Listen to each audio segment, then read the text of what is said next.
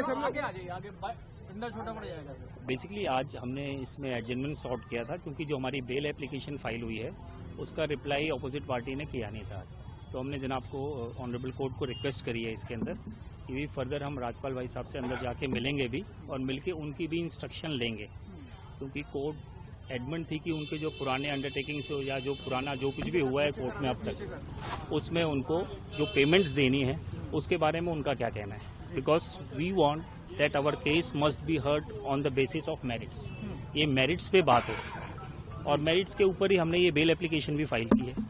तो इसका मंडे को रिप्लाई आएगा, देखते हैं मंडे को क्या रिप्लाई करते हैं। सर, जो पिछली अंडरटेकिंग है उसके हिसाब से कितना पैसा अभी राजपाल कोई रिटर्न में ऐसे कोई अंडरटेकिंग नहीं है। जो भाई साहब का भी जो मानना है उनका सिर्फ मानना ये है कि इस मूवी में उन्होंने इन्वेस्टमेंट करी थी, जो इन्वेस्टमेंट पर्पज से जो पैसे उन्होंने 5 करोड़ लगाए थे उन्होंने कभी इसको देने से मना नहीं किया है।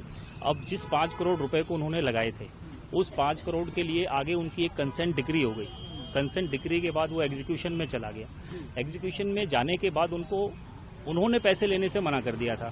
वो ऑर्डर शीट में भी आया हुआ है। इनके पास एक श्योरिटी उस टाइम आई थी पैसे देने के लिए, तो इन्होंने कहा कि नहीं, हम पैसा नहीं लेना चाहते क्योंकि ये ऑलरेडी इतने साल से लिंगर ऑन हो रहा है मैटर, तो आप इनको इन प्रिजन में भेज दें for the satisfaction of that decree. वो एग्जीक्यूशन पिटीशन में इनको 3 महीने की सजा हुई थी, आप सभी जानते हैं उनको, तो 3 महीने तो उन्होंने वो जेल में काट लिए। अब उस जो कंसेंट डिक्री का वो पार्ट था उसी की बेसिस पे ये कहा गया था कि पुराने एग्रीमेंट्स रिवाइव नहीं होंगे। अब ये जो सजा हो रही है या ये जो केस चल रहा है ये उन पुराने एग्रीमेंट्स को लेकर के है जो 2012 के थे, क्योंकि वो पैरेलल प्रोसीडिंग चली रही थी। अब वही हमने कंटेंशन कोर्ट के सामने भी रखी थी इनिशियली।